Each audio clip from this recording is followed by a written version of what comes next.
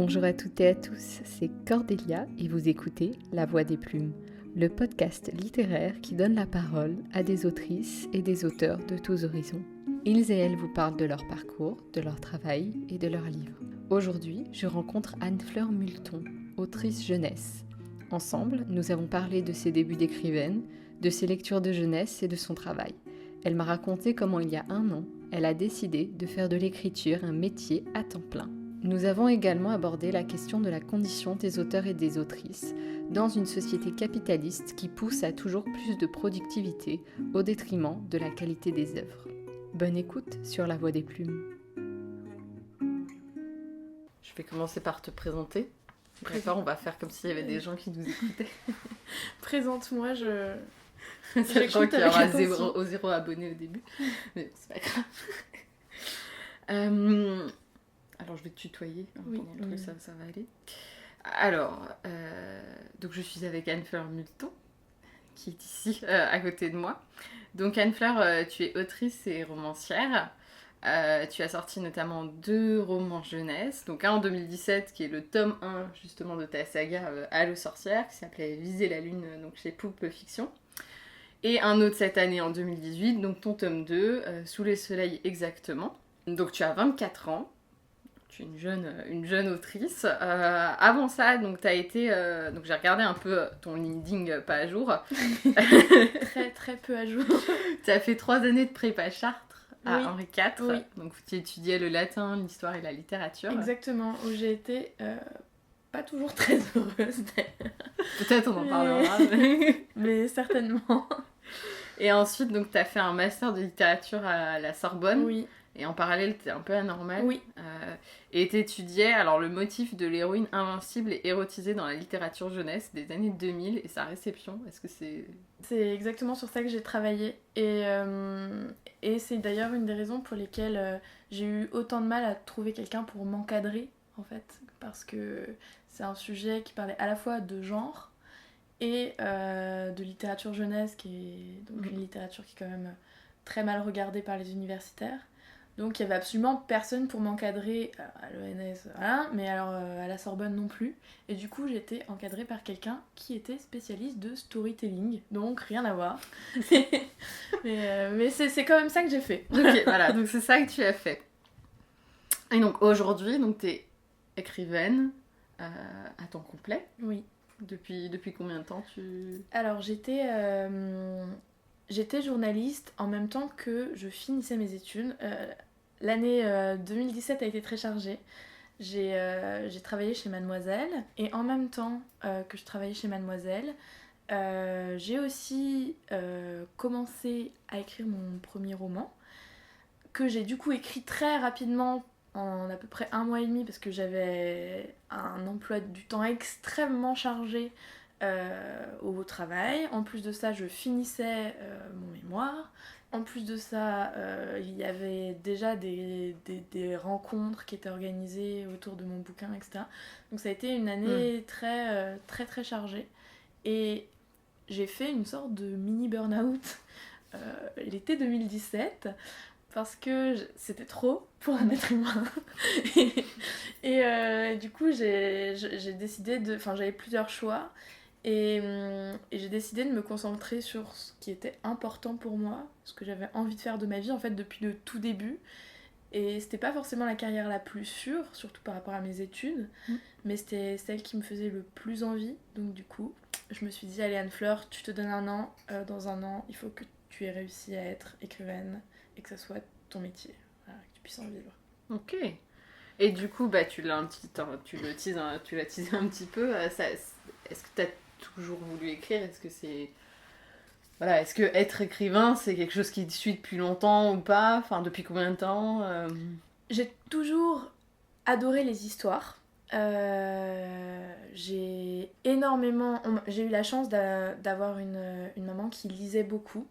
Donc, et tout de suite, ça m'a aidé à développer une espèce d'autre monde parce que j'étais pas une petite fille très bien intégrée et j'étais plutôt très seule. Donc du coup, j'avais besoin d'amis comme tous les enfants. En fait, ils étaient imaginaires. Et du coup, j'ai très vite raconté des histoires dans ma tête. Et quand j'ai découvert qu'on pouvait aussi les écrire, ou les faire écrire et après pouvoir les relire à l'infini, ses propres histoires à soi. C'était la découverte du siècle.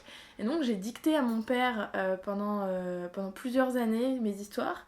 La toute première qu'on a écrite ensemble, du coup, j'avais 6 ans et c'était une histoire de cimetière et de meurtre et tout ça. Parce que je lisais beaucoup de polars, quoi. Et on m'en lisait aussi pas mal.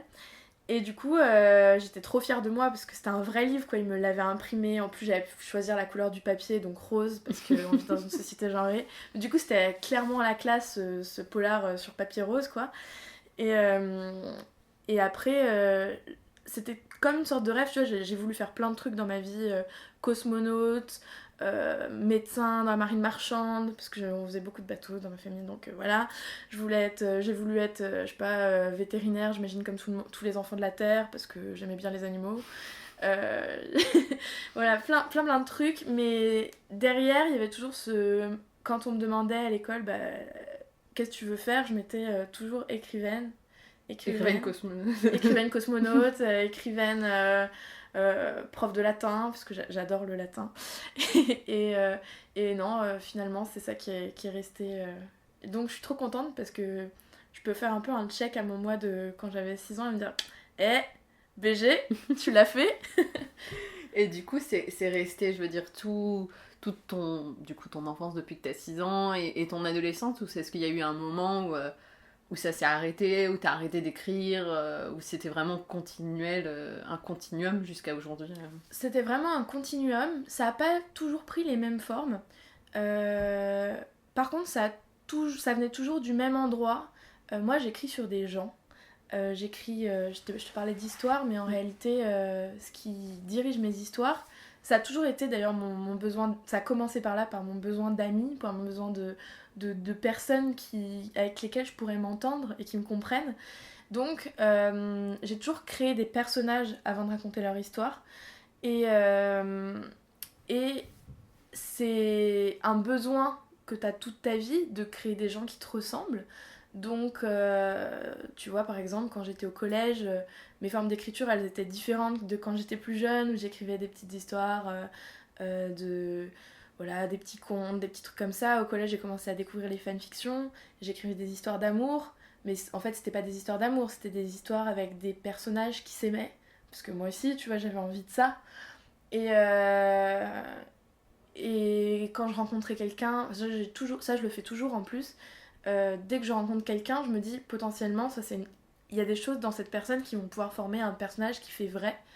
Et je vais devenir amie avec ce personnage-là, je vais bien le connaître, et je vais rajouter des trucs autour de moi, de gens que je croise. Donc c'est toujours un truc qui a été réveillé dans moi, cette espèce d'attention autour du monde, pour prendre des petites briques, et construire petite brique par petite brique un personnage qui peut-être m'emmènera un jour dans une aventure. Donc j'ai souvent des personnages comme ça, déjà prêts, que je connais genre depuis des années et qui sont vraiment mes potes. Et parfois j'ai besoin d'une histoire et tout. En plus maintenant que c'est mon métier, j'ai vraiment parfois besoin d'écrire une histoire. Et j'ai juste à lui dire allez viens toi, ça y est t'es prêt et tout, bah je te change ton nom parce qu'il convient plus dans l'histoire quoi, mais on va garder les mêmes caractéristiques quoi. Et je sais déjà comment il va se comporter en fait, donc c'est pratique. Des espèces de catalogues Oui. comme ça de personnages, je faisais ça aussi. C'est parce que j'ai fait beaucoup de RPG aussi. Ah oui, donc, moi. À d'autres. Du coup, forcément, j'ai une espèce de boîte avec plein de persos que j'ai utilisés un jour et qui sont là après à ressortir. Alors, du coup, ça t'en a parlé. Parce que j'ai préparé des questions, mais tu réponds des fois au fur et à mesure. Voilà. Qu'est-ce que tu lisais quand t'étais enfant, justement? Quand t'étais enfant, ado, je sais pas, quand est-ce que t'as commencé à vraiment lire Alors, on m'a toujours lu des histoires, donc je fais assez peu de différence entre les histoires qu'on te lit et les histoires que tu lis tout seul, parce que pour moi, en fait, l'histoire, c'est vraiment... J'ai ce souvenir, tu sais, de M'avaler dans Claude Ponty, où le personnage passe par une minuscule porte et il arrive dans un monde énorme, mais qui tient dans la tête d'une épingle, en fait. Et ben, pour moi, la littérature, c'est ça. c'est par la parole ou par la lecture, la possibilité de passer dans un monde parallèle, toujours infini, immense, gargantuesque, et qu'on peut occuper de la façon dont on veut. Donc en fait, j'ai toujours eu l'impression de lire sans que ça soit forcément moi qui fasse l'effort de le faire. Après, j'ai lu énormément quand j'étais gamine, on m'a lu énormément Claude Ponty, on m'a lu énormément les bouquins de l'école des loisirs. J'étais fan aussi de Yok Yok, la BD qui est derrière Pomme d'Api, parce que pareil, il y avait un peu ce côté immersion. Et après, dès que j'ai commencé à lire, le premier livre que j'ai lu toute seule, c'était Harry Potter 1, évidemment. Et j'ai tout de suite été super fan, quoi, parce que c'était vraiment un univers immersif, tu vois. Donc ça correspondait bien à ce que j'attendais de l'imaginaire, en fait. Et après ça, j'ai cherché énormément des romans qui ressemblent. Donc c'est comme ça que j'ai lu Narnia, c'est comme ça que j'ai lu Le Seigneur des Anneaux, c'est comme ça que j'ai lu La Croisée des Mondes, tu vois. Et à chaque fois, ça m'emmenait vers un peu des nouvelles aventures. Il y a eu évidemment Elana, pour qui j'avais un peu un crush et qui était au centre de mon mémoire d'ailleurs. Donc, Elana, donc de Pierre Bottero. De Pierre Bottero, oui, ouais, son héroïne qui en fait ressemble à Lara Croft, dont j'étais aussi fan. Hein, oui, c'est vrai, il y a un côté un peu. Oui. Ah ouais, carrément. Carrément, en fait, et c'est la même période. Donc c'est... Ok, je l'avais pas du tout. Ouais. Et c'était au centre de mon travail d'ailleurs. Pourquoi est-ce que Elana, est-ce qu'elle est sexy en fait? Pourquoi est-ce que les héroïnes jeunesse, quand elles sont badass, souvent elles sont sexy, comme Katniss Everdeen par exemple? Mais est-ce que. Enfin, là c'est du coup petit aparté, mais ça reste intéressant. Est-ce que Elana est décrite comme sexy dans les livres? Oui, alors il y a des tonnes de... Parce que autant sur les couvertures et tout, elle est toujours hyper, je trouve, vachement érotisée dans la BD et tout, enfin voilà. Mais dans les livres, je le sentais pas trop. Alors j'ai fait un relevé assez exhaustif de tous les adjectifs qui caractérisent tous les personnages féminins du Pacte des Marchambres, et même de toute la bibliographie Pierre Bottero. Et en fait, quand on s'adresse à la mère, c'est toujours les adjectifs douces et aimantes qui reviennent, en grande majorité. Et quand c'est Elana, c'est exotique, une belle liane, souple. Alors on nous dit pas directement qu'elle est sexy, mais par contre c'est un champ lexical qui revient vraiment très très souvent pour la décrire, qui correspond au champ lexical du mot sexy en fait. Okay. Donc et surtout elle est aussi très exotisée. Oui. Après en plus moi j'ai appris, si tu veux, parce que j'ai fait une petite investigation, qu'en fait c'était un personnage qui... En fait c'est une femme dont il était amoureux qui l'a décrit. Ah. Et donc dans la vraie vie il était amoureux de cette personne, donc il y a aussi cet érotisme d'un homme adulte pour une femme adulte dans un livre pour la jeunesse, avec une héroïne qui est très jeune au début en fait. Oui, donc elle grandit, mais... voilà, c'est ça. Mais on la rencontre très petite, mais très rapidement, elle a 12-13 ans.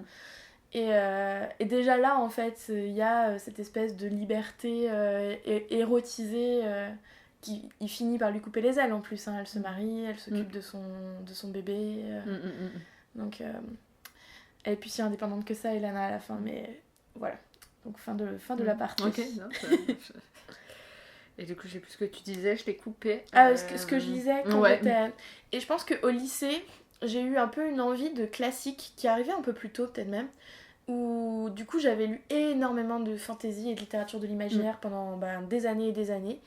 Et bon, avec aussi pas mal de romans classiques pour les gamins, tu vois, Marion Murat et compagnie. Et du coup, j'ai découvert la littérature pour adultes à cet âge-là. Et en fait, il y avait aussi dans ma tête un peu, je pense, une idée de me légitimer en tant que lectrice, parce que du coup, j'avais envie d'avoir un peu un statut de lectrice sérieuse. Donc, et en fait, j'ai dévoré à ce moment-là Émile Zola, parce que j'avais une documentaliste qui était extraordinaire, qui m'a dit t'aimes la littérature de l'imaginaire parce que t'aimes les mondes, plonger dans les mondes parallèles, tu vois. En fait Émile Zola c'est vraiment ça, tu plonges dans le monde du 19e siècle et c'est exactement comme si t'y étais vraiment. Donc voilà. Et j'ai lu ensuite Nabokov, dont j'ai été super fan, aujourd'hui je le suis plus du tout. Voilà. Proust pour les mêmes raisons, parce que c'était très immersif. Et après la prépa, j'ai décidé de presque arrêter la littérature pour les grands, parce que j'ai été tellement dégoûtée par la façon dont la littérature vieillesse, elle est utilisée pour légitimer une culture d'élite en fait. Alors que c'est, à mon sens, qu'une fraction en fait de ce que c'est la littérature. On y trouve des choses très très belles et des personnages extrêmement bien écrits, mais comme partout ailleurs en littérature, quoi. Et du coup, un petit peu comme à une époque, j'ai décidé de me concentrer uniquement sur des écrivaines qui soient des femmes. J'ai décidé quasiment d'arrêter en fait de lire la littérature légitime. En plus, la littérature dite classique, dite... je sais pas, Proust, Zola, machin, etc. C'est pas forcément des littératures qui étaient bien vues dans leur temps, non? Enfin, il y a eu tout... En fait, c'est toujours le cas de la littérature à tout moment. C'est-à-dire, aujourd'hui, la nouvelle vague en prépa ou quand tu fais une dissertation à l'université, c'est toujours des textes qui sont valorisés, qu'il est valorisé de connaître, qu'il est valorisé de savoir exploiter, etc. Au moment effectivement où c'est arrivé, ça s'appelle pas nouvelle vague pour rien. Tout le monde trouvait ça laid, tout le monde trouvait ça moche, ça sonnait mal, c'était dissonant. D'ailleurs, c'était fait pour ça en fait, pour amener quelque chose de nouveau dans l'objet de la littérature. Et je suis une grande fan de la nouvelle vague, hein, mais avec aujourd'hui ce qu'on en fait, je trouve je me perds un peu là dans ce que je suis en train de dire. Non, mais ce que je veux dire, c'est qu'il y a une forme de légitimation et d'appropriation par des élites d'une certaine littérature qui, à leur époque, n'ont pas forcément été non plus une littérature qui était extrêmement valorisée, ou etc. Exactement. Enfin, je trouve qu'il y a de l'appropriation. Mais oui, il y a en fait mais ça c'est le principe des élites, hein. Enfin, je veux dire, une fois que c'est passé par le goulet de l'université, et j'attends que la littérature jeunesse ça se passe, je pense que là c'est pas encore le cas, mais d'ici à mon avis une vingtaine d'années ça rentrera dans le corpus universitaire. C'est quand même un peu déjà le cas par exemple de Tolkien. Ouais. Tolkien qui aujourd'hui il y a eu pendant des années un séminaire sur la philosophie et Tolkien à l'ENS. C'était bien. qui est très bien, mais en fait qui accorde à Tolkien une légitimité universitaire qui fait du texte, qui était un texte de geek avant, hein, faut quand même dire ce qu'il est, aujourd'hui un texte qui peut avoir une portée philosophique, donc intéressant en fait. Et il me tarde de voir comment on va transformer cette littérature transgressive, joyeuse, sans cesse changeante et renouvelée qu'est la littérature jeunesse, quand elle aura eu une certaine forme de légitimité par les personnes les plus chiantes du monde, à savoir les universitaires. Hein. Donc j'ai à la fois hâte, parce que ça accorderait un véritable statut aux auteurs. Quand je vois que t'écris un livre chez Gallimard, adulte, ta carrière est quand même pas la même que quand t'écris un livre et que t'es publié chez Gallimard pour la jeunesse. Pourtant, ça reste quand même Gallimard. C'est évident qu'il y a un besoin de légitimité de la littérature jeunesse pour le métier d'auteur. Néanmoins, je sais pas si c'est souhaitable, parce que ça l'entraîne dans un espèce de goulet normatif, et à mon avis, ça va pas apporter que de la transgression, sur toutes les questions de représentation, notamment. La légitimité universitaire en général elle est aussi blanche, elle est aussi politiquement plutôt réactionnaire. Ouais, c'est pas ouf quoi. C'est pas ouf. Et pour partir un petit peu sur un autre sujet, donc tu as parlé des choses que tu aimais quand tu étais plus jeune. Mais aujourd'hui, du coup, quels sont les auteurs et les autrices jeunesse, je pense beaucoup, puisque t'écris pour la jeunesse, qui t'inspirent justement, ou que tu pourrais avoir pour modèle, ou alors ça peut-être pas forcément d'ailleurs des auteurs et des autrices, peut-être c'est des films, des dessins animés, enfin je sais pas. Mais tu fais bien de parler aussi des films et des séries, parce que pour moi c'est aussi une énorme source d'inspiration. Aujourd'hui, là je dirais que donc dans les auteurs et autrices françaises, il y a Charlotte Bousquet, qui a une plume qui est, je trouve, toujours hyper fine, qui ose dire les choses avec crûment, voilà, crûment. Et j'aime tout ce qu'elle fait. Alors elle m'inspire dans ses thèmes autant que dans la façon dont elle écrit. J'aime aussi tout ce que fait Clémentine Beauvais. Je trouve que ça tient du chef-d'œuvre. Bon, c'est presque, on passe de devenir classique tellement c'est bien ce qu'elle fait, donc c'est pas... Voilà. Évidemment, j'aime les bouquins de Timothée de Fombelle parce que ça correspond à ce que j'ai toujours aimé en littérature, l'aventure, voilà, Van Gogh. Après, je trouve que ces personnages féminins sont des potiches, alors qu'il les écrit... Enfin, en fait, il a des super personnages féminins qu'il exploite pas du tout, et qui sont des faire-valoir des aventures des personnages masculins. C'est vraiment dommage. Je lis aussi, et j'aime beaucoup Sandrine Beau, qui fait pour les 8-13 des choses merveilleuses, et très très féministe d'ailleurs aussi. Toujours évidemment Philippe Pullman, quoique j'ai pas du tout aimé. Enfin, je suis très très mitigée sur son dernier, sur sa dernière. Sur La Belle Sauvage, j'ai pas compris. Enfin, c'est très bizarre, hein. Je trouvais qu'il se passe rien en fait. Enfin, je suis habituée à des aventures, des voyages et tout. Ça et commence puis là, bien, c'est ça commence bien. un mec, une nana et un bébé sur un bateau pendant 300 pages. En plus, le truc est super gros. Il se passe des trucs très bizarres et ça n'amène rien à l'intrigue. Et le personnage le plus intéressant, celui de l'universitaire, est abandonné en cours de route. Oui, donc bref. Mais ce qu'il a fait avant, voilà, évidemment, ça m'inspire, évidemment. Dans les séries, il y a Steven Universe. Ce qui m'inspire spécialement dans cette série, en dehors des questions de représentation où on est quand même Wonder super super, je dirais qu'il y a dans Steven Universe une bienveillance que je veux voir dans mes romans, une façon d'aborder les relations à autrui pour la jeunesse que je trouve hyper importante. Par exemple, il y a des épisodes entiers qui sont simplement où le plot est résoudre une intrigue en parlant à quelqu'un. J'avais jamais vu ça nulle part en fiction pour la jeunesse, parce que d'habitude, c'est pas comme ça qu'on résout un problème avec quelqu'un, on lui parle pas en fait. Et ça peut pas être fou de parler à quelqu'un en fait, on va s'ennuyer. Et là, je pense à l'épisode Here Comes the Tough, qui est la meilleure chanson de la Terre. Non, c'est un très très bel épisode et c'est ça que je veux dans mes romans.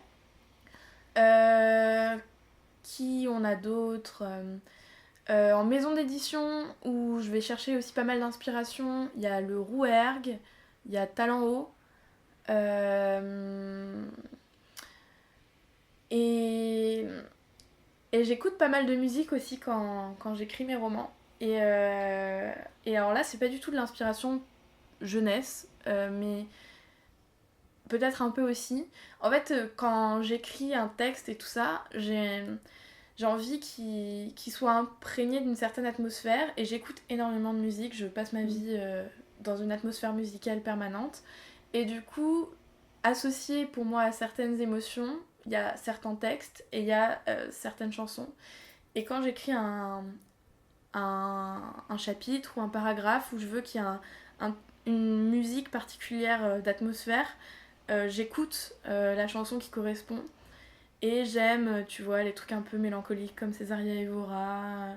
J'aime retrouver mes grandes... Quand je parle d'adolescence et d'amour d'adolescence, j'écoute Tokyo Hotel parce que je suis une grande fan de Tokyo Hotel. Et j'étais amoureuse, évidemment, du chanteur, on se demande pourquoi. Et donc, du coup, je me souviens, quand je réécoute, je me souviens très bien de ce que je ressentais. Et ça m'inspire parce que je pense que les sentiments qu'on ressent à l'adolescence sont universels, mais ils sont très épurés et très très forts. Et cette espèce de violence là du sentiment, c'est parfois dur en tant qu'adulte de se remettre dedans, des espèces de volonté d'absolu un peu à la Antigone, qu'on peut avoir quand on est ado. Voilà, je t'aime, je t'aimerais pour la vie, quoi. Je veux pas ça, je voudrais jamais ça, c'est sûr. Et ben, en écoutant Tokyo Hotel, je retrouve cette espèce de sentiment dans lequel j'étais à l'adolescence, et je le comprends mieux, tu vois. C'est trop marrant. Et du coup, comment est-ce que tu travailles sur tes livres? Donc t'écoutes de la musique? J'écoute de la musique. Je travaille très très mal, c'est-à-dire de façon pas du tout organisée. Je suis quelqu'un d'extrêmement bordélique. ce qui est en voie d'amélioration d'ailleurs depuis quelques années. Appelons ça grandir. mais du coup, j'ai essayé des tas de trucs. Enfin, effectivement, quand je me suis lancée dans ma carrière d'écrivaine, j'ai commencé par énormément culpabiliser parce qu'en fait, j'avais l'impression d'être en vacances. Je faisais un truc que j'adorais, j'ai toujours fait en temps libre en tant que hobby. Et en plus de ça, soudainement, je pouvais à nouveau faire des grasses mat. Je suis adepte. Je ne suis pas de celles qui adopteront un jour le Miracle Morning. Je peux me coucher tard. Or, tous les gens qui aiment bien jouer le savent. Les heures de la nuit comptent double. Donc, voilà, évidemment, j'ai décalé énormément. Je me suis dit, mais au bout d'un moment, Anne-Fleur, c'est quand la vie d'adulte, hein? Il serait temps de se reprendre en main. Donc, je me suis fait des horaires de bureau dont on voit un vestige sur le mur de ma chambre. Nous sommes actuellement là dans mon bureau, enfin dans ma chambre. Ah oui, il y a mon emploi du temps. Voilà, j'ai fait un très très beau truc que j'ai jamais utilisé, avec heures de réveil, heures de promenade pour aller prendre l'air, projet 1, projet 2, etc. Mais en fait, des trucs que j'appliquais quand j'étais dans des horaires de bureau, par exemple. En plus, moi, j'ai aussi beaucoup travaillé pendant mes études, travaillé pour payer mes études. Donc, en fait, j'ai l'habitude d'horaires définis de travail. Et puis, à un moment, je me suis dit, écoute, Anne-Fleur, je m'assieds à mon bureau, ça venait pas. Et je me suis dit, mais l'oisiveté, finalement, l'otium, penser parler latin. Donc ça, c'était mon petit moyen de me débarrasser d'un truc qui me pesait lourd et en fait qui était hyper contre-productif. Et du coup, je me suis un peu obligée à me détendre sur le sujet en me disant, ben voilà, c'est ton métier, t'es la pro en fait, t'as toujours su écrire des histoires, c'est toi qui sais. Donc du coup, tu vas pas écouter comment les autres ils te disent de faire mieux, parce que à la fin, c'est quand même c'est toi qui as signé des contrats, toi qui dois remplir les deadlines. Donc fais comme tu le sens. Et du coup, j'attends parfois 3 jours que l'histoire monte, ou le chapitre, ou le paragraphe. Donc j'ai une petite idée que je sens grandir dans le derrière de ma tête. Et un jour, hop, je suis sous la douche, ou alors je fais un gâteau, ou alors je fais la vaisselle, ou je me promène dehors. Et je me dis, ah, ça y est, je sais ce qui va... J'entends les phrases dans ma tête. Donc là, hop, je vois plus personne. Je prends mon ordinateur, je dégaine, on est n'importe où, je tourne mon ordinateur sur moi et je tape à toute vitesse ce que j'ai senti être suffisamment grand pour être écrit. Et puis là, ça se trouve, pendant 4 jours, je vais être extrêmement productive et je vais écrire 5 chapitres. Et puis pendant 3 semaines, on va attendre... La grâce. La grâce avec angoisse. La grâce, quoi. Et je pense que c'est pas du tout une façon de travailler qui peut correspondre à tout le monde. Parce qu'effectivement, t'as un peu raison, il y a un peu ce côté de la grâce. Après, il me semble que... Moi, j'appelle ça le temps de pouce d'écriture. Parce que j'ai vraiment la sensation que ça grimpouille dans ma tête.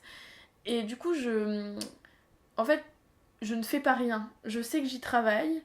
Et j'y travaille dans ma tête. En plus, du coup, j'en profite pour faire d'autres trucs qui sont hyper importants dans la création, à savoir lire, regarder, observer, ressentir. Et parfois, j'entends dans la rue un truc, je vois une scène et ça lance le... Ou je me souviens d'un truc, je me dis, ah putain, ouais, c'est vrai. Genre, je bloque sur ce chapitre depuis des semaines parce que je le trouvais plat et ridicule. Et en fait, ce qu'il me fallait, c'était une bonne engueulade en début. Parce que je viens de m'engueuler avec quelqu'un et puis j'ai dit un truc là qui était bien, qui sonnait bien, tu vois. Et je me dis, ah, le sentiment nul, il est là, je vais l'utiliser tout de suite. Du coup, bon... Il n'y a pas de moment inutile, je pense, mais c'est un temps qu'il faut accepter et je pense que c'est un temps qui ne correspond pas du tout à la société capitaliste dans laquelle on vit. Parce que prendre le temps des choses sans objectif de productivité, eh bien, sachant que ça n'empêche pas de produire en plus, enfin, au contraire, mais c'est très à contre-courant de la façon dont on a de penser et je culpabilise souvent en fait parce que du coup je passe énormément de temps devant YouTube comme toute personne oisive qui passe son temps sur son canapé et il y a 1000 vidéos de gens qui cherchent à augmenter leur productivité et je me sens stupide parce que moi c'est l'inverse, je cherche à désaugmenter ma productivité dans l'objectif de pouvoir créer plus sereinement quelque chose de qualité. Comment tu retravailles tes textes ? Est-ce que tu corriges beaucoup ? Est-ce que le fait que tu aies laissé pousser du coup l'idée fait qu'il y a très peu de corrections à faire ? Ou est-ce que t'es du genre à reprendre 4 fois le même chapitre Je reprends. Mais au contraire, ça participe aussi d'ailleurs du temps de pousse, parce qu'il faut parfois laisser reposer. C'est un peu comme quand t'as fait la pâte à crêpes. Il a d'abord fallu la faire, et ensuite de ça, il a fallu la laisser reposer pour qu'elle puisse faire une jolie crêpe. Je pense qu'il y a un peu ces deux temps-là quand j'écris. Donc au contraire, par exemple, de Samantha, j'ai écrit un livre avec Samantha Bailly, et donc c'est très rigolo de comparer la façon dont on travaille, parce qu'elle est une personne très organisée et très efficace. On n'a pas du tout la même façon d'aborder l'écriture, et donc elle écrit très vite, et elle retouche très peu de choses en fait, et moi, au contraire, je cherche dans la phrase, j'aime que, en plus de toute l'idée que j'y ai apportée, du personnage que j'ai développé, de la situation, j'aime que chaque phrase, elle sonne à l'oreille, et que chaque mot, il soit vraiment choisi avec soin. Et du coup, je réfléchis beaucoup. Enfin, parfois, avant, j'écrivais sur carnet, et donc je faisais des échelles de mots, où j'écrivais les 18 possibilités du dictionnaire des synonymes, tu vois, et puis je les essayais toutes. Je me disais laquelle est la plus juste, qu'est-ce que mon personnage dirait, et qu'est-ce qui est la plus juste aussi dans la phrase, qu'est-ce qui sonne le mieux, puisqu'il y a du hic avant, est-ce que je peux pas avoir du hic après, ou est-ce que justement il faudrait pas de hic pour qu'il y ait un trou, on s'attend à ce qu'il y ait eu 2 hic et là il y en a pas, et du coup ça crée un manque et ça correspond bien à l'histoire. Et donc j'aime bien me poser ce genre de questions, ce qui prennent du temps. Oui, c'est hyper long si tu dois faire ça. Et en fait c'est parfois très rapide, parce que parfois ça vient en fait en l'écrivant. Tu sais, c'est comme une chanson où t'as les rimes, elles te viennent parce que t'es en train d'écrire une chanson en fait, donc tu le sais à l'avance que tu te connais un peu. Donc parfois ouais, je me pose la question. Depuis que j'écris sur ordinateur pour des raisons pratiques, parce que j'ai pas le temps matériel de recopier tout ce que j'écris dans mes carnets, j'efface, et c'est nouveau pour moi parce que donc il n'y a pas toutes ces ratures et ces possibilités qui s'échelonnent les unes sur les autres pour choisir l'autre, la meilleure, et donc j'essaie d'être plus efficace aussi maintenant que c'est mon métier, hein. C'est-à-dire qu'avant on était plus que jamais dans l'autotune, puisque c'était tout à fait mon loisir, donc c'était pas tout à fait non plus le même rapport que là. Il s'agit quand même d'être efficace, et donc parfois je tranche dans l'art parce qu'il faut avancer, là il n'y a pas le choix, et puis ça ira bien parce que bon, voilà. Et puis, et puis parfois, j'essaye quand même, je reviens, je me rends compte, alors je mets des commentaires, du coup j'écris sur Google Doc, donc je me demandais justement. Voilà. On rééchelonne comme on peut, mais j'ai un peu moins de place, finalement tant mieux pour l'efficacité. Et peut-être tant pis pour le texte, mais après tout, tu vois, je ne suis pas rentière, donc il arrive un moment, je suis pas là pour écrire le truc le plus beau. Ça d'ailleurs, c'est un truc important aussi. Depuis que c'est mon travail, je cherche pas à faire le mieux, je cherche à faire le mieux possible dans les conditions que j'ai. C'est-à-dire que j'ai signé un contrat, je suis pas là pour être le génie, d'ailleurs je suis pas du tout un génie de l'écriture, je pense que personne l'est. On a juste tous du temps et des moyens différents. Tu vois, par exemple, le texte de Proust, s'il est aussi parfait en termes de choix de termes, c'est parce que le mec était rentier et qu'il avait que ça à foutre de sa vie, et qu'en fait, il avait pas de pression de publication. Enfin, il a écrit 3 livres dans sa vie. Tu vois, ça va en fait. Quand tu veux vivre de ton activité et que t'es un auteur jeunesse, il faut que t'en écrives au moins 3 ou 4, parce qu'en fait... t'es payé avec un système d'avance, parce que tes droits d'auteur, tu les touches que 1 an à 1 an et demi après la publication de ton livre. Donc du coup, c'est pas avec ça que tu vas vivre. En plus, en général, il y en a quand même pas non plus des masses, quoi. Donc du coup, tu vis sur tes avances, et même si ça représente pas mal d'argent, parce qu'en moyenne, ça va être 2000, 3000 euros par livre signé. Tu peux pas vivre sur l'année avec juste un, quoi. Voilà, c'est ça. Donc il y a ce qu'on aimerait faire, et puis il y a ce qu'on est capable de faire, et avec les moyens du bord. Et ça aussi, c'est un truc que je me dis, voilà, c'est parfois, bon, bah, allez hop, on abandonne.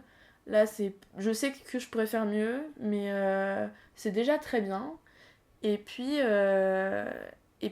c'est très très bien dans le temps qu'on m'a imparti. Et cette espèce de pression qui a intégré que j'ai... Un peu comme une rédaction, enfin, entre guillemets. Tout à moi, fait. c'est ce que tu me dis, ça me fait penser au... Bah justement, vous avez 4 heures, 8 heures, enfin voilà, et peut-être t'auras pas 20, tu vois, mais C'est ça. il faut décrocher le 16,5 ou le... Après, l'angoisse, elle est aussi qu'on te juge dans ton métier d'écrivain sur la production que t'as produite. Et personne se dit, ah, ce bouquin qu'elle a écrit, en fait, elle a eu un mois et demi pour le faire, et elle a eu tant d'argent. Donc, in fine, les gens, ils ont pas lu les textes très aboutis que j'ai écrits, parce que pour le moment, ils sont pas publiés, tu vois. Ils peuvent pas me juger sur ça. Donc, pour eux, mon travail d'écrivaine en l'occurrence, c'est les 2 romans que j'ai publiés, dans les conditions que j'avais, avec les termes du contrat qui ont été posés. Mais eux, ça, ils s'en foutent. Donc, il faut jongler entre l'énorme pression du fait que, déjà, c'est ton métier de rêve, que tu vas être jugé sur pièce sur un truc que t'auras pas d'autre moyen de te rattraper. C'est pas comme au boulot, bon, t'as un projet que tu devais mener, ton boss sait que bon, bah, le temps est un peu court et bon voilà, t'as fait un travail, il est correct, mais on n'est pas non plus sur un aboutissement de projet au top niveau, mais donc tout le monde est au courant dans la boîte que comment ça se passait, puis on te dit, bah voilà, de toute façon, à côté, t'as super bien géré, je sais pas moi, les petites affaires courantes, enfin... Non, là, t'as un seul truc, et c'est ça qui va faire ta carrière, c'est ça qui va te faire aussi repérer par les autres éditeurs, et ça c'est aussi un travail que tu dois gérer, c'est-à-dire non seulement publier tes textes, mais valoriser ta carrière, à la fois littérairement chez les autres éditeurs, pour pouvoir grandir, et auprès de tes lecteurs et lectrices, donc faire ton community management et tout et tout. Et tout ça aussi, c'est donc une espèce de balance à trouver, que moi, pour le moment, tu vois, ça fait même pas un an que je suis écrivaine. Je peine encore à trouver le bon tempo, parce qu'aussi, en fait, t'arrives dans un boulot comme ça, out of the blue, t'as pas fait d'études pour ça. Moi, j'ai fait des études de lettres, mais en fait, autant dire que ça me sert pas du tout. Hein. Ce qui me sert, c'est d'avoir énormément lu et relu, mais bon. Et donc, tout d'un coup, il faudrait des connaissances juridiques, des connaissances pour faire ta propre promotion, donc des connaissances de community management, etc., sur les réseaux sociaux, comment se présenter, comment gérer son image et tout et tout. Il faudrait être capable de gérer son temps, donc vraiment faire tout son travail de secrétariat. Et en plus de ça, gérer les attentes littéraires énormes qu'on place sur toi, tout en sachant que t'en as pas les moyens. Et ouais, la balance n'est pas simple à trouver. Je pense que c'est une des principales difficultés du métier. Et tu penses que... Enfin là, du coup, je t'entends parler de community management et tout, etc. Être auteur, être autrice aujourd'hui, en 2018, pour toi, c'est aussi... Enfin, la relation avec les lecteurs, c'est pas juste les dédicaces, quoi. Ah, pas du tout. Enfin, moi, je sais que déjà, en dédicace, il y a énormément de gens qui viennent me voir parce que... ils ont, elles, en l'occurrence, parce que je m'adresse surtout à un public de filles, elles ont vu mon livre sur les réseaux sociaux, partagé par des influenceuses, qu'elles-mêmes, elles l'ont acheté et elles en ont aussi fait la critique sur leur petit compte, où elles ont 30 abonnés, mais elles font comme les grandes en fait, donc c'est-à-dire elles ont une page qui va s'appeler Étoile de livre, où c'est genre toutes leurs copines qui sont... Les nouveaux Skyblog. Ouais, non mais c'est ça, et elles font des belles photos avec ton livre, exactement comme les youtubeuses quoi, et après elles viennent te voir, donc déjà en fait pour avoir du monde à tes dédicaces, c'est déjà important d'avoir ce lien que t'as avec les lectrices, donc moi je leur réponds, elles font des petites critiques, parfois sur des tout petits blogs et tout ça, mais je vais toujours les lire, je leur laisse un commentaire, parce que bah, ça leur fait plaisir, et puis parce que moi aussi, pour moi c'est important, d'ailleurs déjà d'avoir leur retour, parce que c'est super précieux d'avoir un retour de lectrice directe, hyper concernée. Dire, elle est pas payée du tout pour faire ma promotion ni rien que ce soit, elle le fait parce que exactement comme moi quand j'avais mon petit Skyblog quoi. Elle adore le roman et du coup elle veut en parler à ses copines en fait. Et c'est trop cool de voir ce qu'elle a aimé. Donc voilà, et d'un autre côté c'est aussi chouette parce que ça veut dire que si on s'entend bien, elle va réacheter mes livres et pour moi c'est important parce que c'est une lectrice, mais c'est peut-être une lectrice pour 10 ans en fait. Et puis je sais, pour justement avoir été à l'époque des Skyblogs et tout, donc moi j'avais eu ce petit échange avec Pierre Bottero et tout ça parce que j'étais hyper fan. Et il était très accessible en fait. Et je me souviens de ce que ça représentait pour moi qu'un auteur dont j'avais lu tous les livres, alors c'était plus rare à l'époque parce que le contact était beaucoup moins facile malgré tout, mais quand même, mais écrit à moi et accordé du temps à moi qui genre adorait tout ce qu'il faisait et c'était si précieux dans ma vie, même encore maintenant aujourd'hui je m'en souviens avec émotion quoi. Donc ça aussi je veux ça pour mes lectrices parce que aussi je suis une lectrice et je sais très bien ce que ça peut faire de même pouvoir poser une question et d'avoir quelqu'un qui t'accorde de l'intérêt. Oui, donc c'est évident que ça fait partie de mon travail et qui est à mon sens du temps vraiment très cool. J'ai de la chance pour ça, tu vois. Contrairement à la plupart des auteurs et autrices qui ont plus la quarantaine, moi j'ai 24 ans, donc ce sont des outils que je maîtrise, donc que j'utiliserai de toute façon pour faire ma promotion, parce que tout le monde fait sa promotion, même si j'ai rien à promouvoir.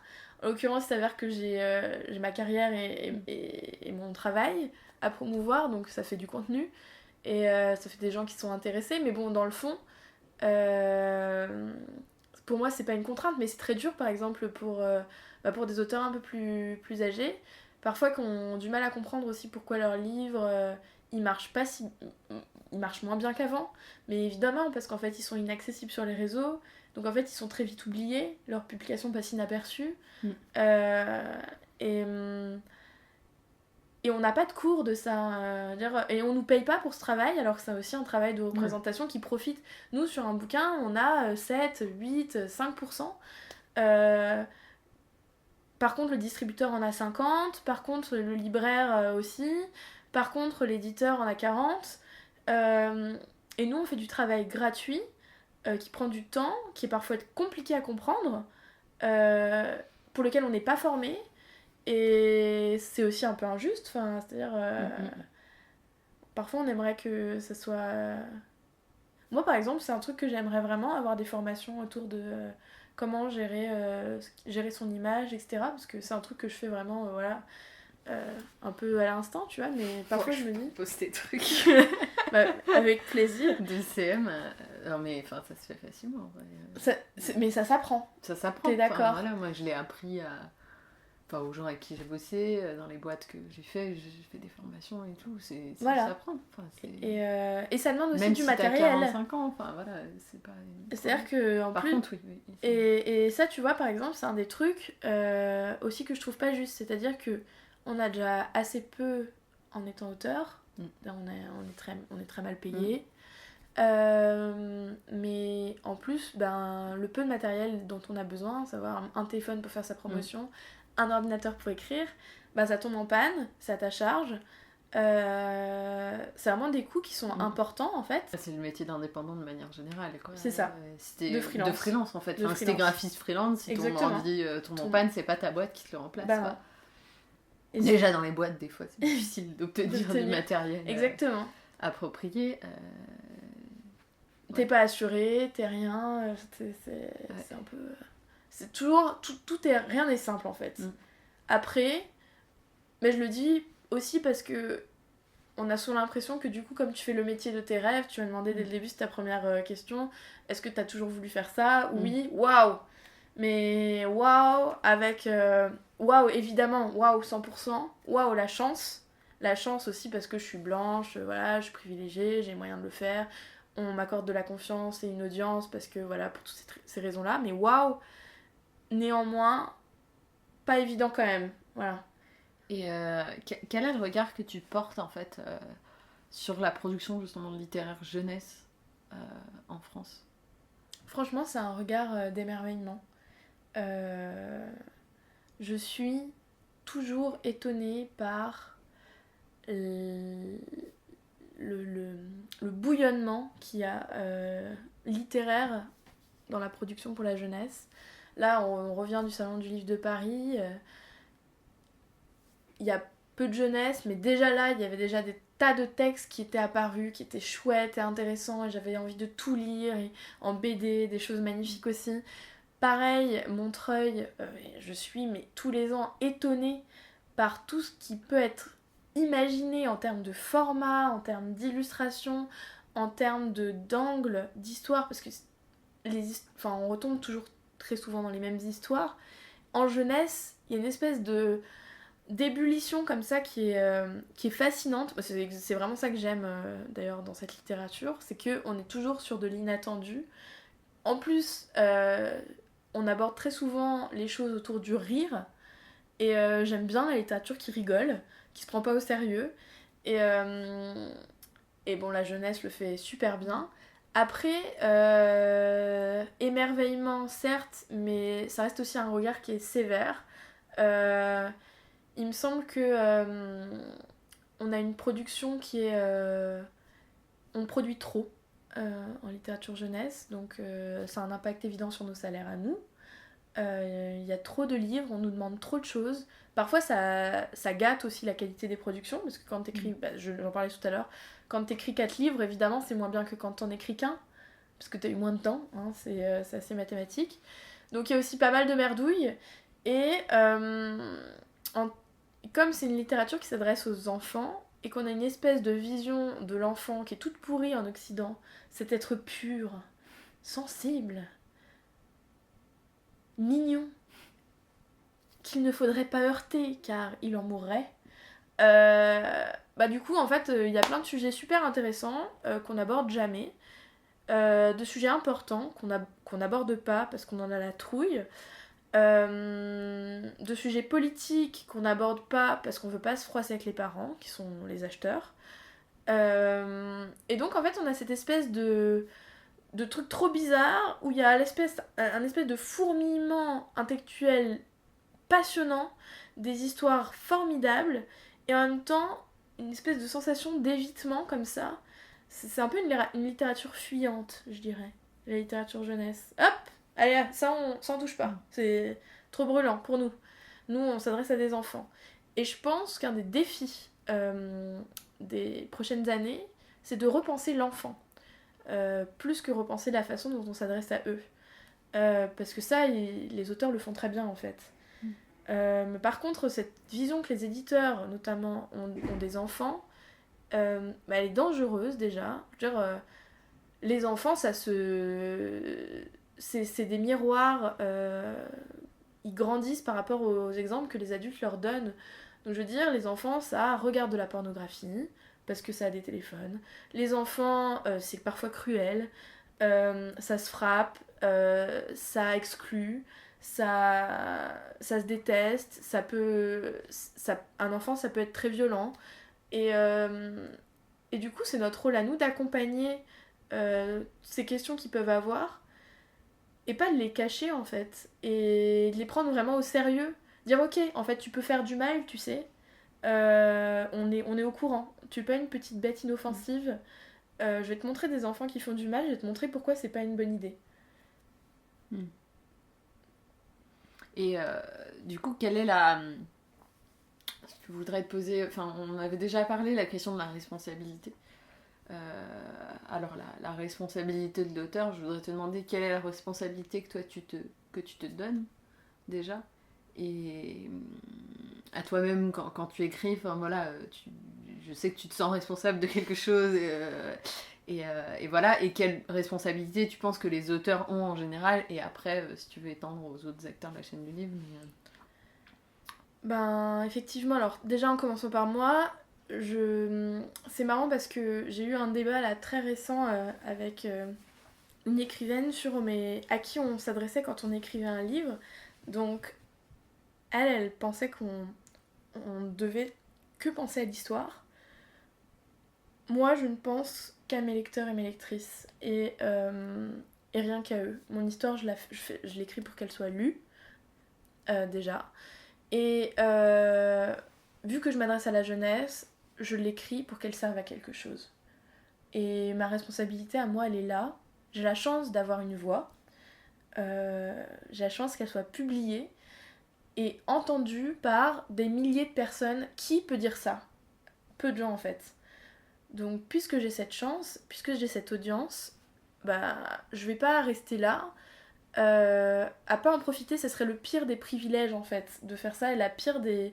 Ce serait vraiment lâche et pas responsable. Puisqu'on a une audience et qu'on a des choses à dire, il faut s'en servir. Et,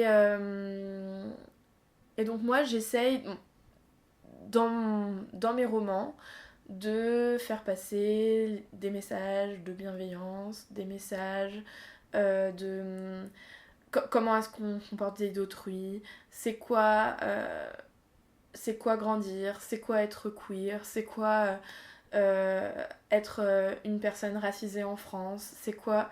Et en fait toutes ces questions-là, c'est des questions que les enfants se posent, et j'ai envie de leur offrir des réponses parce qu'ils les méritent. Donc ça c'est ma responsabilité à moi. Et du coup c'est une pression supplémentaire que je me mets dessus parce que je veux pas... C'est assez facile en fait d'écrire des romans pour des éditeurs. Je pense par exemple à Hachette a une collection comme ça où ils publient vraiment des romans à la chaîne et ce sont des livres qui se vendent très très très très bien. Et beaucoup d'auteurs à qui je jette pas du tout la pierre parce qu'en fait on en a besoin pour vivre font des publications dans ce type de collection un peu d'écriture mécanique presque parce qu'il faut bien bouffer. Mais en fait, du coup, sont des livres qui apportent une histoire qui est très vide d'enseignement et je trouve que c'est vraiment dommage. C'est un peu ce que je disais sur la surproduction, c'est-à-dire, et sur la société capitaliste d'ailleurs, qui va très mal avec, l'idée que j'ai du livre. Penser à un bouquin uniquement en termes d'argent qui rapporte, déjà, c'est prendre les lecteurs et lectrices pour des cons. Et puis, c'est manquer une occasion énorme que nous offre l'audience d'un public pareil, en fait. Enfin, du coup, c'est très dommage, mais c'est très normal qu'on le fasse. Et je veux dire, c'est très normal que les éditeurs le fassent aussi, en fait. Toute l'industrie, c'est une industrie. Il s'agit pas... Pour eux, c'est tant mieux si on apporte des jolis petits messages, mais c'est tant mieux.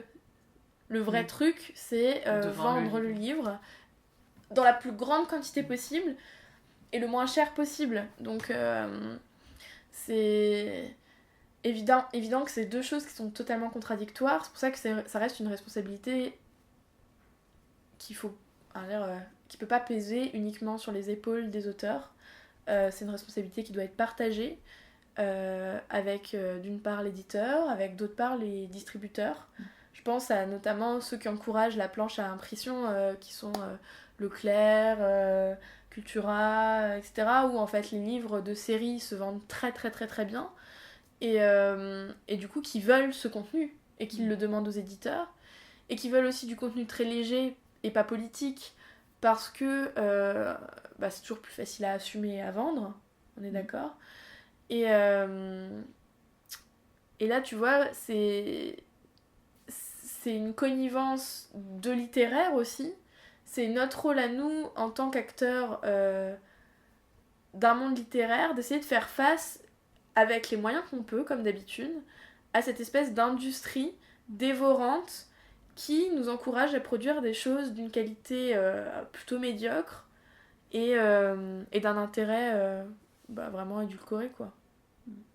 Justement, pour continuer à parler un peu d'édition, actuellement tu travailles qu'avec une éditrice, c'est oui. ça c'est quoi la relation que tu entretiens avec C'est très particulier parce que à la fois c'est une relation de confiance, c'est-à-dire que j'apprécie ses retours d'éditrice, notamment ses retours littéraires, elle m'apporte vraiment des choses. C'est-à-dire que il y a elle a aussi une connaissance de comment une intrigue doit avancer. Ça, c'est d'ailleurs des choses qu'on peut apprendre. C'est-à-dire que je parle beaucoup d'écriture automatique, etc. En fait, l'intrigue, le style et tout sont des choses qui se travaillent. Et moi, je suis toujours avide de conseils. Je lis des livres même de comment monter son intrigue et tout ça. Elle a une vraie maîtrise du rythme, mon éditrice. Donc ça, j'aime travailler avec elle, par exemple, parce qu'elle m'apporte ce genre de conseils. Elle me dit, oh, écoute, là, Anne-Fleur, le paragraphe 3, bon, concrètement, on en a rien à foutre. Hein. On coupe. On coupe.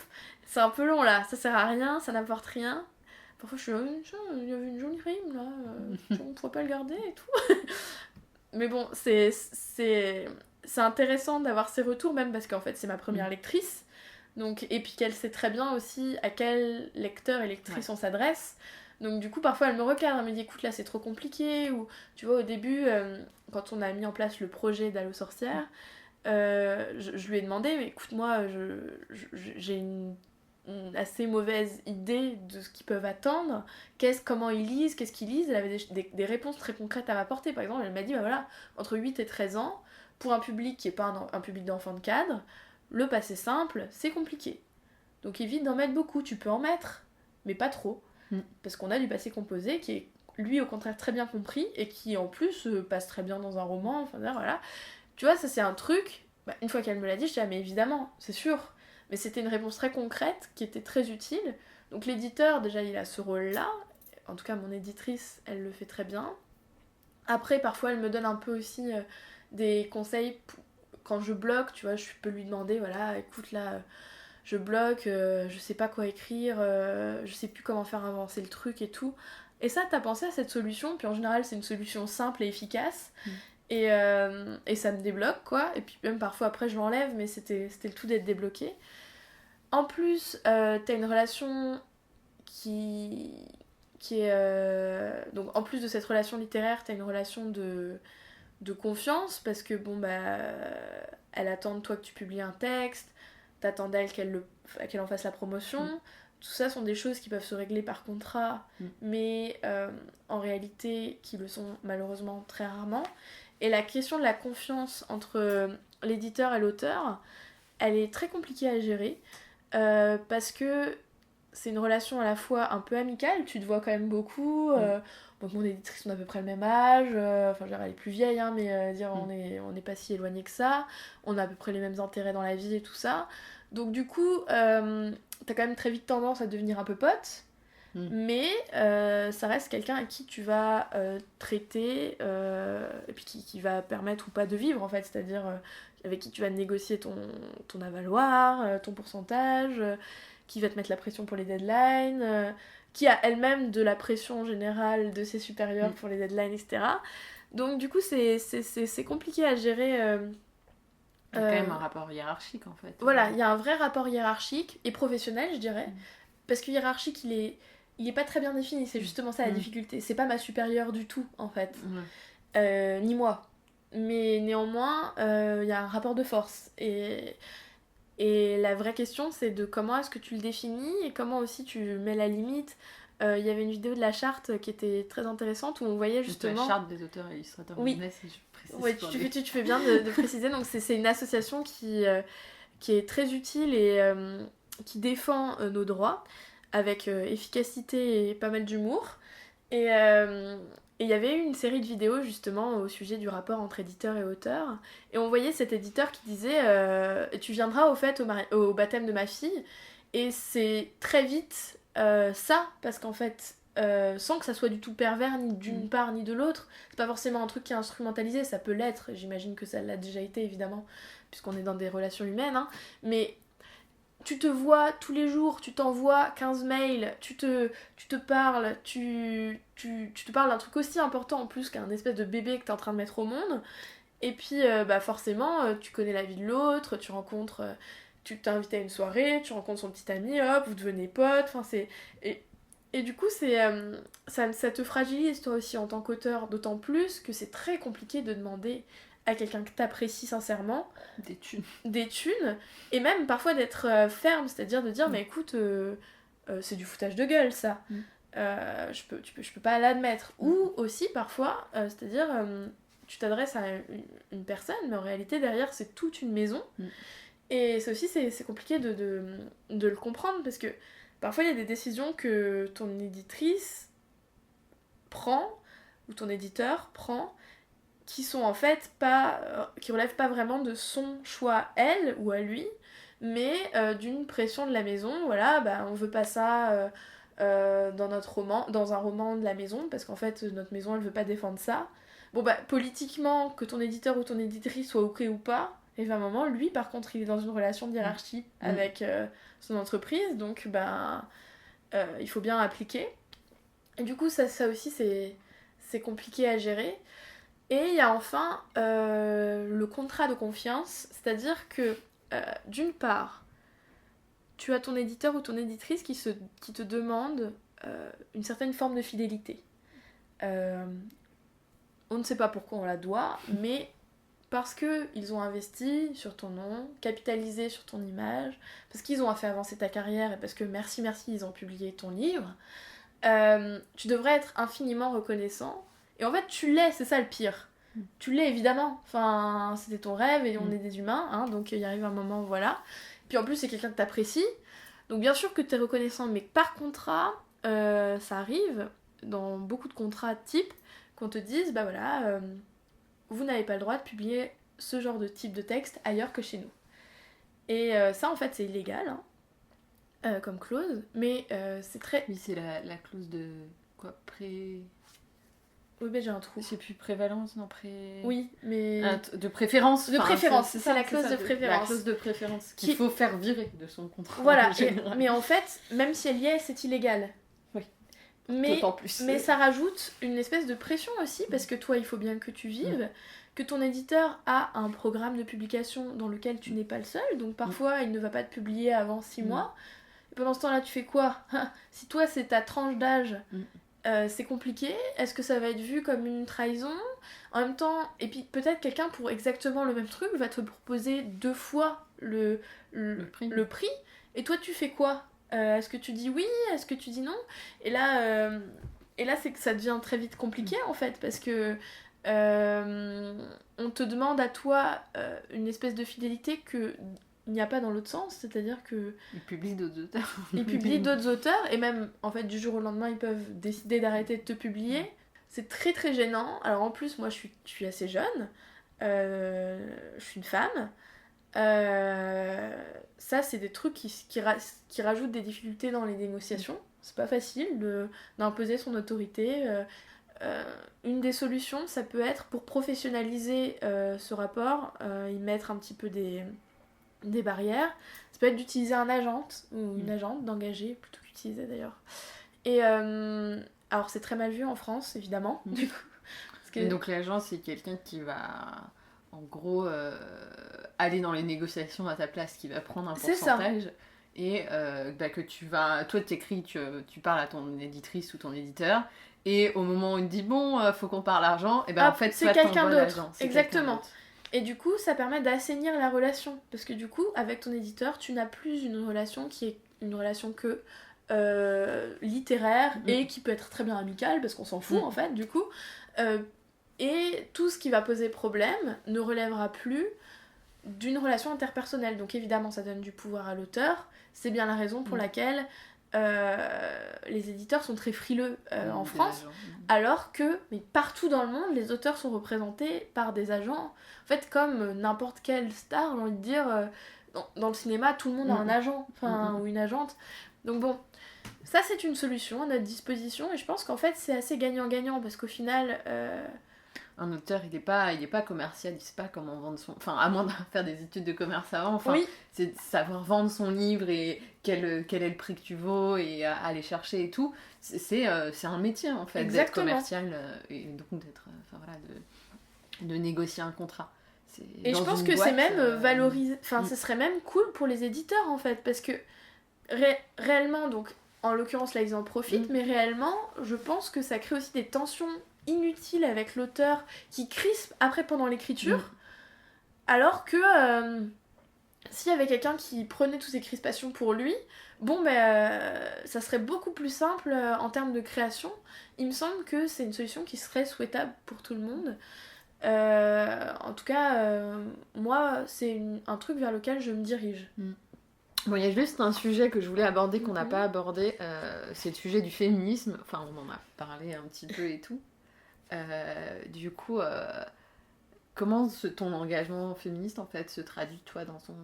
Comment t'essayes de le traduire dans tes romans, enfin, le faire transparaître et... Alors, moi, j'écris pas des essais, j'écris des histoires. Donc, des essais, j'en lis des tonnes, parce que je pense que, exactement comme les histoires que j'ai lues, ils nourrissent mes propres romans, mes propres personnages. Le féminisme et mon engagement sur les questions LGBT, donc mon militantisme d'une manière générale, c'est... on le retrouve dans toutes les façons qu'ont mes personnages de se construire, de se définir et d'avancer. À mon sens, c'est davantage un féminisme en acte qu'un féminisme de théorie, du coup. Je montre comment ça pourrait être, ou comment ça devrait être. Par exemple, là, pour être plus concrète, dans Viser la Lune, je réfléchissais, on rencontre la famille d'Aliénor, du coup, donc Aliénor c'est l'héroïne, donc elle a un papa et une maman, ils habitent en Guyane, tous les trois, et pour créer cette famille, je me suis posée à chaque moment la question de mes propres stéréotypes d'une famille classique, et j'ai voulu que ça ne soit jamais comme ce que j'aurais imaginé en premier lieu. Ce qui donne en fait une famille extrêmement idéale, m'en fous. C'est-à-dire rien à battre. Des familles idéales finalement, comme j'aimerais qu'elles soient idéales plutôt, il n'y en a pas beaucoup en littérature jeunesse. Celle-ci est très, très fonctionnelle. On peut très bien me dire oui, Anne-Fleur, c'est bisounours, rien à battre. C'est-à-dire je donne un modèle et je montre qu'en fait c'est possible. Du coup, pour expliquer un petit peu, je voulais que ça soit... D'habitude, c'est toujours le papa qui fait des trucs scientifiques, le bricolage, tout ça. La maman... Là, c'est la maman d'Aliénor qui est astrophysicienne. Elle est en plus dans la partie pratique. Elle s'occupe de fabriquer les modules qui sont dans la fusée. Et elle est plutôt froide, un peu distante, ce qui l'empêche pas d'être une super maman qui fait des câlins et tout. Mais voilà, c'est une maman d'autorité. Et le papa d'Aliénor, bon c'est lui qui a rejoint la maman d'Aliénor. Oui, c'est lui qui quitte son... C'est lui qui quitte son rêve, parce qu'il fait un peu le tour du monde, c'est un peu un baba cool. Et c'est lui qui a trouvé un petit boulot un peu d'appoint. Donc il est aide-soignant,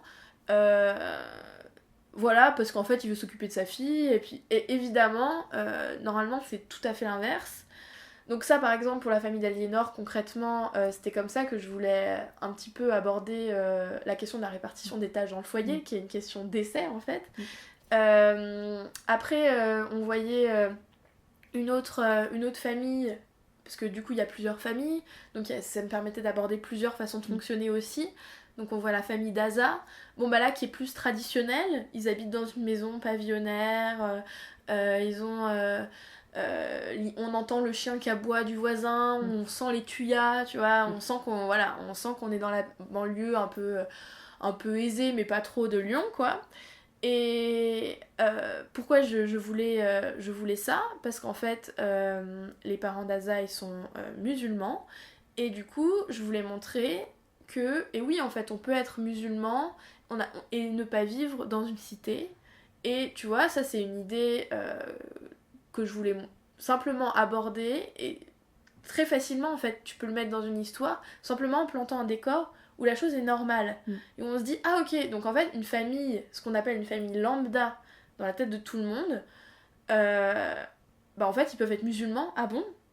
Oui, voilà, ils sont pas forcément cathos. Ils sont pas forcément cathos, ou même sans être cathos, athées, c'est-à-dire, la famille d'Aza, ils pourraient être blancs, blonds, et aller jouer de la flûte traversière l'après-midi, tu vois. En fait ils font la flûte traversière, mais bon voilà, aussi ils sont musulmans et on s'en fout en fait, enfin ils ont aussi un chien qui pue quoi. Et Et du coup, assez facilement, en partant de ce que tu trouves qu'on n'a pas comme en termes de représentation, ou de ce que t'aimerais voir, ou de comment t'aimerais que ça soit géré, et ben tu te crées toi tes propres représentations. En fait, c'est très très important, je pense, d'avoir ces temps, surtout pour la jeunesse, de connaissances de modèles différents, sans qu'ils soient toujours paniquants. La différence ne veut pas dire le drame, c'est un message que je veux faire passer. Il est politique, évidemment c'est de la manipulation, mais m'en fous parce que c'est moi qui écris les histoires. donc voilà. Du coup, juste une dernière question Mhm. pour terminer. Quelque chose d'assez bateau. Quel conseil tu donnerais à quelqu'un qui écoute, qui écrit et qui se dit soit qui arrive pas à finir son bouquin, soit qui trouve que c'est pas assez bien. Alors, ça c'est une très bonne question. Déjà, à mon sens, on devient écrivain ou écrivaine le jour où on finit son histoire. Elle est jamais parfaite, on peut toujours la retravailler, mais mettre le point final et dire voilà, ça c'est le déroulé de mon histoire, c'est ici qu'elle va se terminer, fais de toi un écrivain. Donc finis, ça c'est mon premier conseil, finis tes projets. Un projet pas fini, c'est pas une histoire en fait. Les histoires, elles ont un début, une fin et un milieu. Donc ça c'est mon premier conseil. Mon deuxième conseil, c'est de questionner ces représentations. Par exemple, alors ça va aussi bien sur des questions féminisme que sur la création de l'histoire.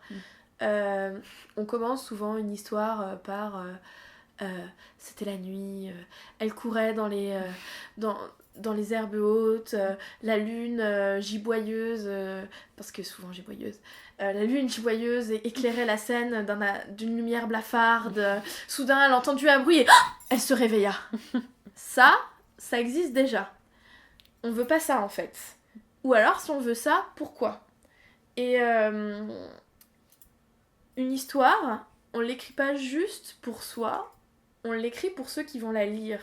Et ceux qui vont la lire, ils veulent pas s'ennuyer. Ils veulent aller au bout, ils veulent rigoler, ils veulent pleurer. Il faut définir ce qu'on veut que la personne qui le lise ressente. Et pas seulement ce que soi on a envie d'avoir l'air d'avoir écrit. Et pour ça nécessite d'être original, parce que est-ce que vous aimeriez lire un truc qu'on a déjà vu 500 000 fois ? Bien sûr que non, sinon quel est l'intérêt d'ouvrir le bouquin ? Donc en fait, introduire de l'originalité, c'est se poser la question de moi, qu'est-ce que j'aimerais voir dans un texte que j'ai jamais vu ailleurs ? Qu'est-ce qui manque dans la littérature ? Ou alors, qu'est-ce qui m'a déjà plu dans ce roman et où je me suis dit, oh, j'aimerais trop qu'il en fasse tout un roman en entier, mais il y avait seulement un paragraphe parce que il n'y avait pas le temps, il y avait déjà une autre histoire. Là, c'est dans ces petits trous, dans ces petites accroches des textes, accroches du monde qu'on peut fixer son histoire pour qu'elle y reste. Donc voilà, deuxième conseil, c'est trouver les petites accroches et les petits trous et les remplir patiemment.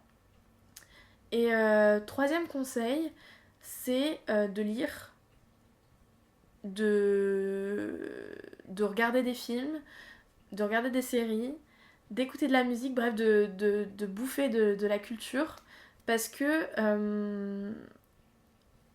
un texte, il se nourrit des représentations qu'on a autour de soi, et tout peut pas venir de nous, donc faut aussi regarder autour de soi, faut aussi regarder les gens, comment ils interagissent dans les cafés, faut regarder le petit vieux, comment est-ce qu'il marche, comment est-ce qu'il dit bonjour à la boulangerie, qu'est-ce qui le fait rire, puisque vous avez voulu un personnage de petit vieux dans votre texte. Imaginez pas ce que le petit vieux dit, regardez les petits vieux faire. Et dites-vous aussi, moi je veux un petit vieux qui soit pas comme les petits vieux que je vois dans la rue. Ça peut être aussi notre solution. Donc du coup, soyez ouverts. L'ouverture, c'est la clé de l'écriture, à mon sens. Imprégnez-vous pour pouvoir recracher, en transformer, la matière informe que le monde nous donne à voir. Et voilà, c'est mes 3 conseils. C'est bien. Merci Anne-Fleur. Merci, c'est trop gentil. Où est-ce qu'on te retrouve Alors on peut retrouver déjà tes livres en librairie. Et bien, effectivement. À le sorcière tome 1, tome 2. Voilà, Viser la lune Déjà. sous le soleil exactement pour le moment. La suite bientôt. Et t'es sur Instagram, Oui. Anne-Fleur Multon, Oui. et t'as une page Facebook. J'ai une page d'auteur Facebook qui est en cours de devenir réactive parce que j'avais un petit peu abandonné l'affaire, mais là je commence à republier dessus régulièrement. Pareil, c'est Anne-Fleur Multon et ma photo de profil, c'est un dessin fait par Digli, c'est plutôt la classe quoi. Donc voilà, on me retrouve pour le moment. Merci. Merci à toi.